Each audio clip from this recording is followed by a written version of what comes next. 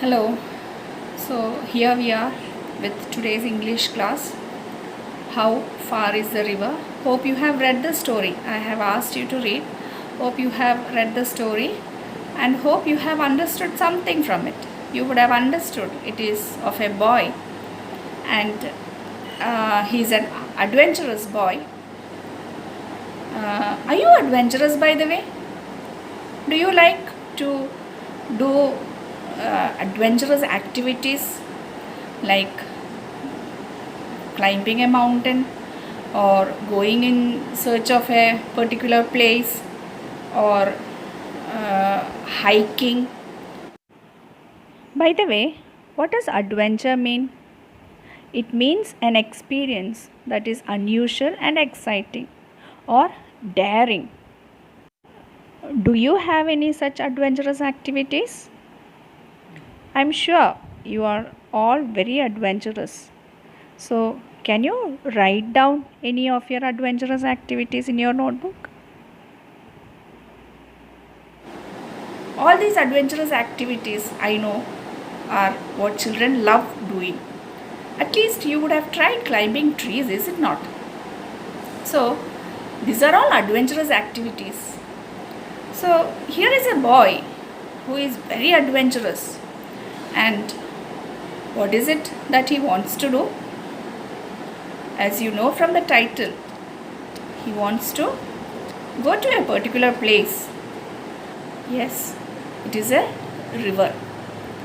So, from the title we can understand the boy is in search of a river.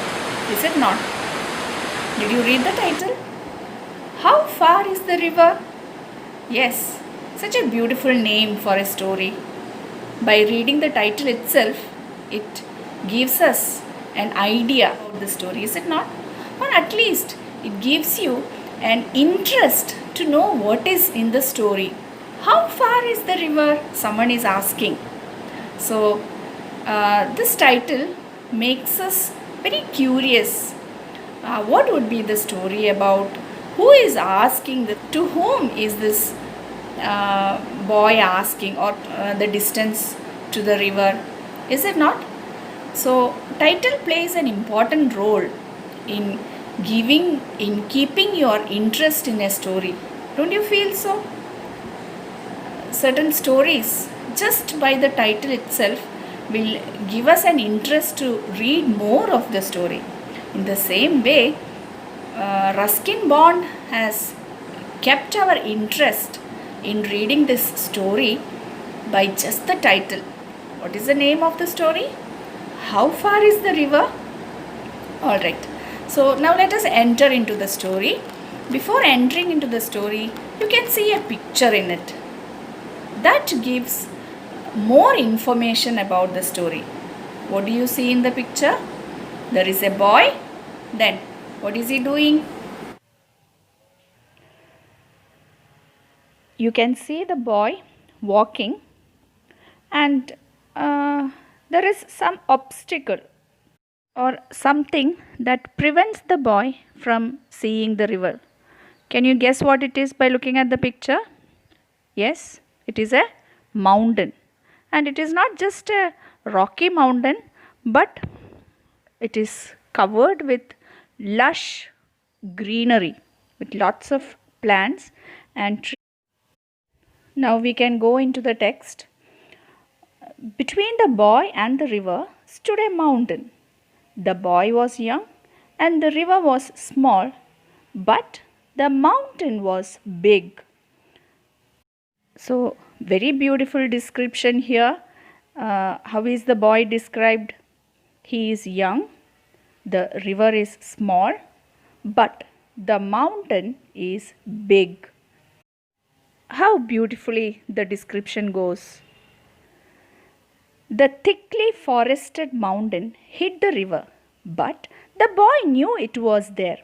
He had never seen the river with his own eyes, but from the villagers he had heard of it, of the fish in its waters and of its rocks.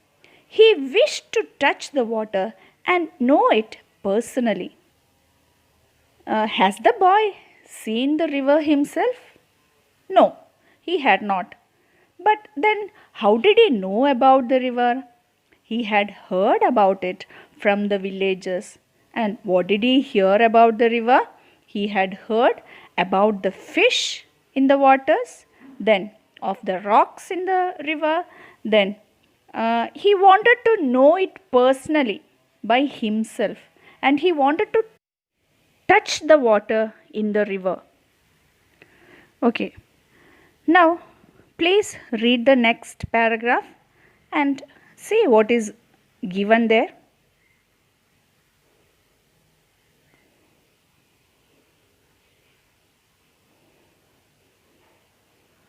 Okay. He stood in front of his house on the hill opposite the mountain and gazed across the valley, dreaming of the river. He meaning the boy. He was about 12 years old, a sturdy boy with untidy black hair and shining black eyes. He had fine features and a clear brown skin. But his hands and feet were rough and scratched. He was barefooted, not because he couldn't afford shoes, but because he liked the feel of warm stones and cool grass. So you can understand it gives a beautiful description about the boy and his house and the surroundings. If you close your eyes and try, you can imagine the boy where he is living, the mountainous backdrop, and the opposite valley. Now, what is a valley? Here, I'm going to show you the picture of a valley, and I want you to understand what it is. It is a low area of land between hills. Did you understand what a valley is? So what did the boy do? He would stand in front of his house and look across the valley, dreaming of the river. Next we can see the boy. We can actually imagine the boy by just going through the description. He was a 12-year-old boy, a sturdy boy, untidy black hair and shining black eyes. He had fine features and a clear brown skin. His hands and feet were rough and scratched. So this tells us how adventurous the boy was. He would not sit simply, I think. He would be going around trying to feel the nature by himself, going in search of places, maybe.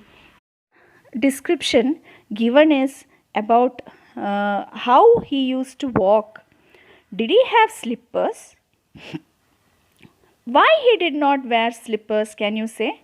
It is given he was barefooted, meaning he would not wear any shoes or slippers. And why was it like that? It is given here. What is the reason? Because he wanted to feel the warm stones and cool grass. Is it not? Now you can read the next paragraph.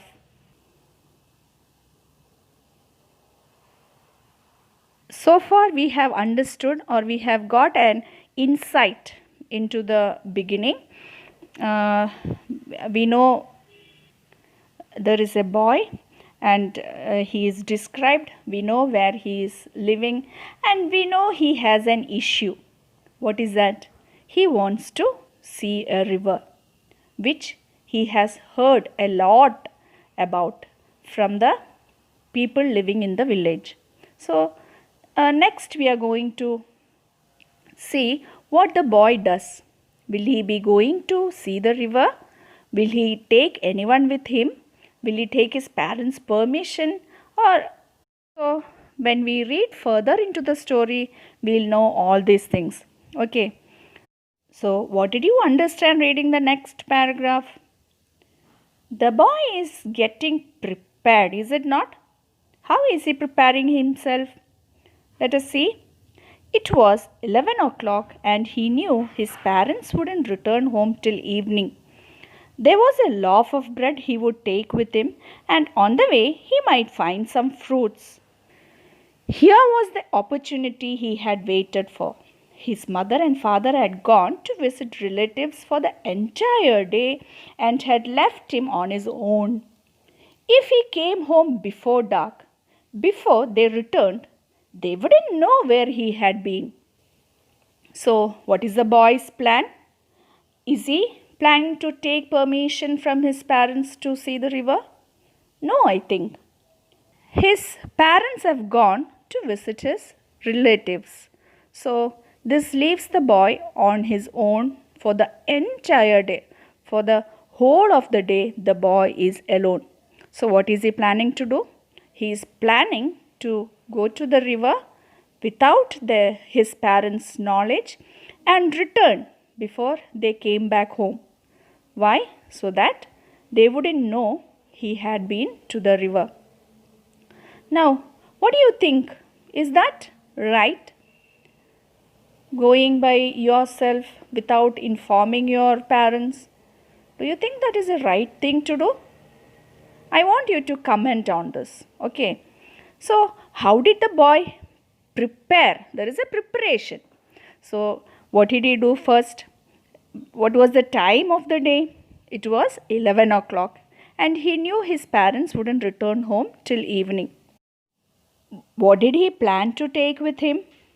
He was planning to take a loaf of bread, and on the way he might find some fruits. So this is how he was planning to go to the river. He went into the house and wrapped the loaf in a newspaper. Then he closed all the doors and windows. Now, what is a loaf of bread? It is a complete bread without being sliced. We get it in that way sometimes from the bakery. Here is the picture of a loaf of bread, and he wrapped it. Wrapped it meaning he covered it in a newspaper. Then he closed all the doors and windows. So now we know the boy is actually getting ready. He is very serious about it. He is not just dreaming about the river and sitting at home. He is actually planning to go. So he has taken the loaf of bread wrapped in a newspaper, and he thinks he can get some fruits on the way. So that is how he has started his actual trip. Okay. Next, what do you see? Shall we read the next part? The path to the river. Here Ruskin Bond is talking about the path to the river. The path to the river dropped steeply into a valley, then rose and went round the big mountain. It was frequently used by the villagers, the woodcutters, milkmen, and mule drivers. But there were no villages beyond the mountain or near the river. So it is actually a risky path, is it not? It is not a normal smooth kind of road. Then how is it? It actually dropped very steeply into the valley, then it rose, then went around a big mountain, and it was not frequently used. Sometimes there would be woodcutters, milkmen, or mule drivers.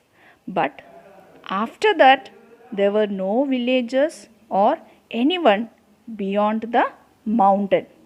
Can you imagine the path in your mind? Now, let us continue the trip with the boy. The boy passed a woodcutter and asked him how far it was to the river. The woodcutter was a short but powerful man with a creased and weathered face and muscles that stood out in hard, ugly lumps. So, what was the boy's question to the woodcutter? How far it is to the river? Now we know who is asking the question, isn't it? It is the boy. And what did the woodcutter say in return? Can you read and tell me?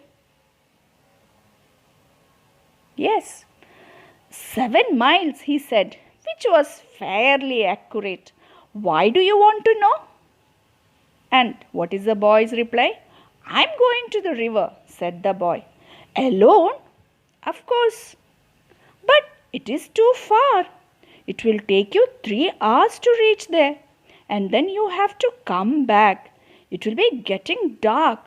Besides, it is not an easy road. So, who is saying that? The woodcutter.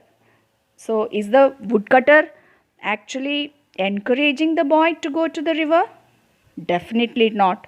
He is telling it is a very far away place, and how much time will it take for the boy to reach there? 3 hours. Is that enough? No. He have to come back by evening. So, it will take a long time to reach there and come back. And not only that, it is not a very easy road. So, the woodcutter is actually discouraging the boy, is it not? So, this is how far we are going to process for today, and I want you to read and reread, not only to understand the story but to see the beauty of the language, how well each part is described.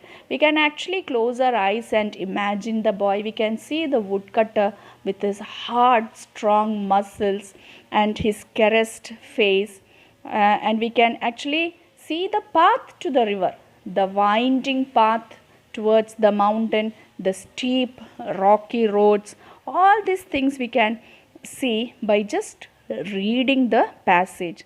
So, read so far and try to answer the questions given by the side of the passage. Also, there is a very beautiful description about the boy. I want you to write the boy's description. So, children, this is how far we are going today, and we will continue with the boy's journey along with him to the river. We will see whether he reaches the river or he will stop from what the woodcutter says and return home. All this we will see as we continue the